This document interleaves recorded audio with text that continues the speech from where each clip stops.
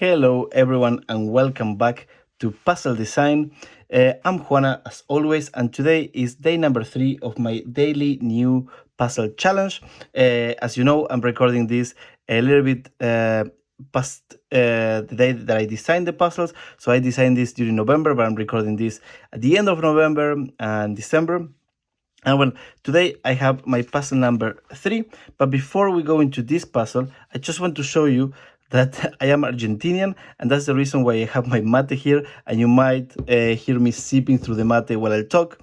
In these design chats, I want to chat with you and show you how I design these puzzles. And because I'm chatting and I'm just having a nice talk, I like to drink my mate. So don't be scared if you see me drinking this and you don't know what it is. But let's jump straight into the puzzle. Let me move some cables around. So let me actually try to like zoom in into with the camera. I don't think I can. Can I? Yeah. Oh, I can. Cool. So this is the puzzle, the perfect neighbor, and it says, place the given figures in each level inside the grid in a way that you follow the 4 rules. Also, you need to draw the different figures in the text lines of the rules in order to make them. So basically, we have to fit 2 x's and 1 square into this box following these 4 rules. But in these 4 rules, we are missing the shapes. We only have 1 shape here, but we are missing these other shapes. Now I will tell you a little bit how to solve this puzzle. So if you don't want to hear my explanation and you want to try it for yourself, go to the description of this video and you will find a link to download the 15 puzzles that I designed in this daily new challenge, daily new puzzle challenge. So let's go and try to solve this one. Now, each one of these levels has only one solution, and as it says here, and the only way that we can make this unique is if we write x, and the square here. And that's because none of these rules mention anything about being to the left or being on touching the left side of the grid or the right side of the grid. So we know that this is the only solution that is unique, right? Now, just by looking at this, we can already know that square always needs to be adjacent to at least 2 x's. Or at least this is our hypothesis. I think these puzzles are good to solve when you set up some hypothesis, you continue working, and then if your hypothesis fail, then you go back to the drawing board and you start again. But for now, this is very simple. Also, we see here in puzzle level 2, or level 2, that we have 2 squares, 2 x's, and 1 circle. And this is when it starts to get a bit trickier.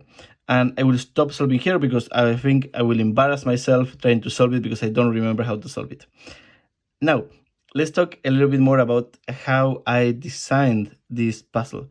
I've been thinking about this type of like adjacency and rule puzzles for a long time, and this is my daily interpretation. What I mean with daily is that this is what I try to do in just one day. I started first, and here is my notebook. Let me try to like zoom out so you can see a little bit better. There we go. So here I started by writing here some of the rules. So I wrote 2 rules, and then I set up what are the shapes that I wanted to use. And then I started playing with the puzzle. So I said like, okay, this one has only one solution, so I like this one. And here I try, well, I think I really like this configuration. And then here you can learn that the circle has to be here because circle cannot touch X. And I was happy with that solution. And then I continue writing some more rules. This is a little bit how I design puzzles. I start setting some rules and then I see what it leads me to. That makes that not all puzzles are fun. This one in particular, I think is okay, but I don't think it's that elegant. I think it's fun, but it's not that elegant. And let me tell you why. This whole puzzle can be solved in multiple ways. And the reason why is because I'm not saying setting any constructions, is that how you say, or any restrictions on here. So basically, you can write like, okay, this is circle, this is circle, this is circle, this is circle, this is circle, this is circle.